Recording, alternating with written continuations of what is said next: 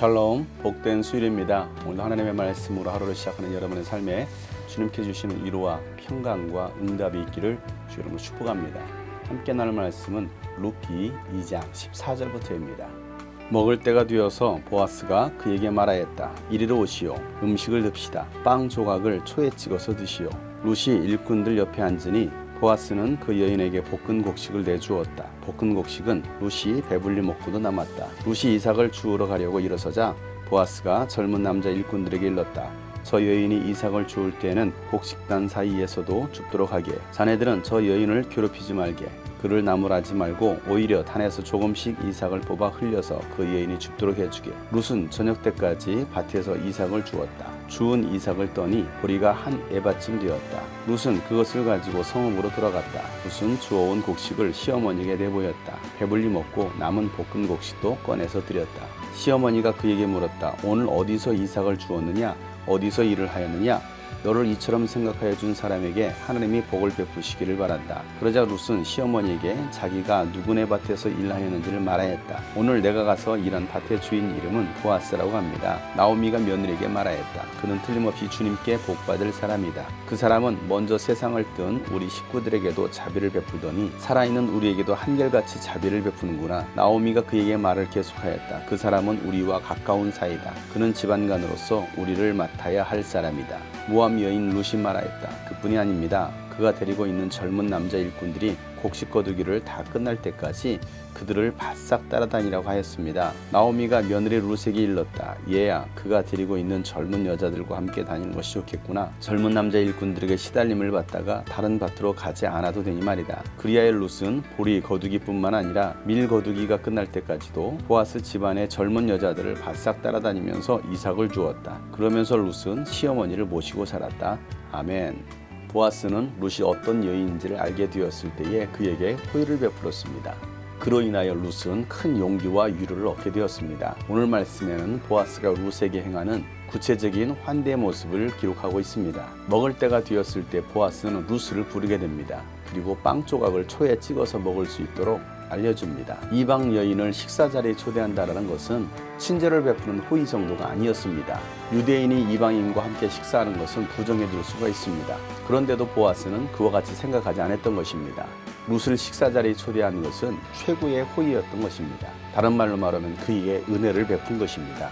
하나님께서 우리에게 베풀어 주신 은혜가 무엇입니까? 이방인이었던 우리를 예수님과 함께 식사 자리로 초대하신 것입니다. 이것이 바로 하나님의 크신 은혜인 것입니다. 보아스는 이방 여인이라고 무시하지 않았습니다. 보아스는 볶은 곡식을 내어주면서 룻에게 먹게 했습니다. 룻은 볶은 곡식을 배불리 먹고도 남았습니다. 모압 땅에서 베들레헴으로 왔을 때만 해도 먹을 것도 가진 것도 아무것도 없는 두 과부였습니다. 그렇게 배고프고 가난한 여인이었지만 보아스의 호의를 통해서 배불리 먹고도 남은 것입니다.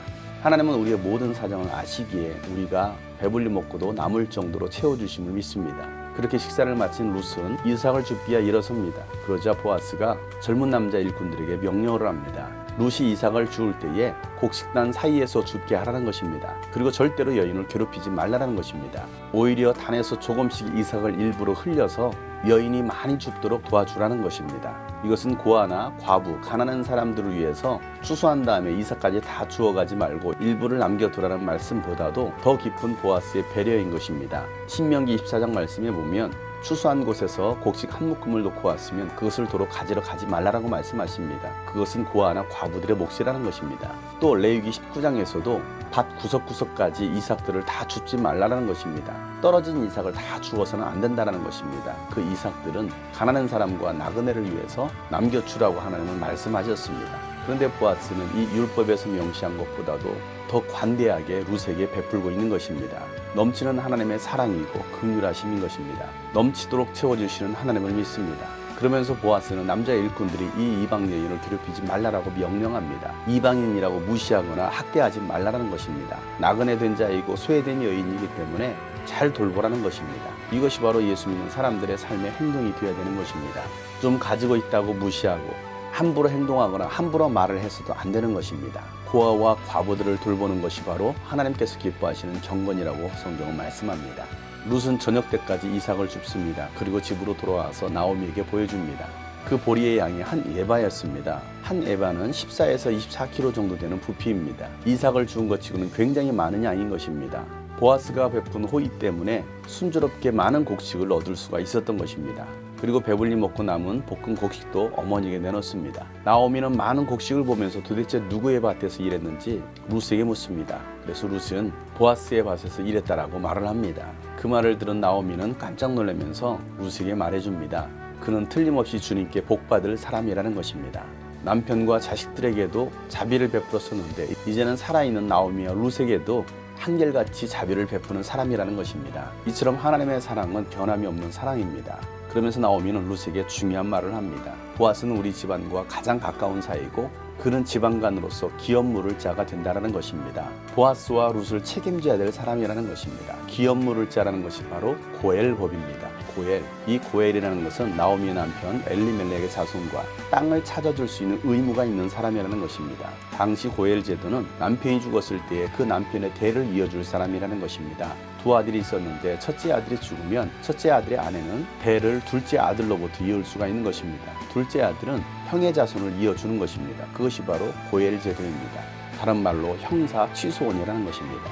보아스도 룻이 어떤 집안 사람인지를 알았기 때문에 그래서 더 친절하게 호의를 베풀었을 것입니다. 기업 물을 자는 바로 구속자인 것입니다. 우리를 대신해서 예수님께서 구속주가 되셨습니다. 우리에게 은혜를 베풀어 주신 것입니다. 예수님의 희생과 사랑이 있었기 때문에 우리가 구원받을 수 있었던 것입니다. 보아스가 바로 그 구속자, 희생자였던 것입니다. 나오미는 룻의 말을 듣고 다른 밭에 가지도 말고 그 젊은 여자들과 함께 다니는 것이 좋겠다라고 말을 합니다.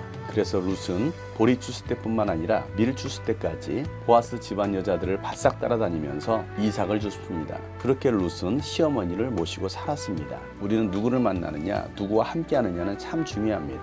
룻이 보아스를 만났기 때문에 큰 은혜를 입을 수가 있었습니다. 또 보아스의 젊은 여자들과 함께 있었기 때문에 안전할 수가 있었던 것입니다. 우리가 믿음의 사람들과 함께하고 이 믿음의 공동체 안에 있을 때에 우리가 보호를 받을 수 있습니다.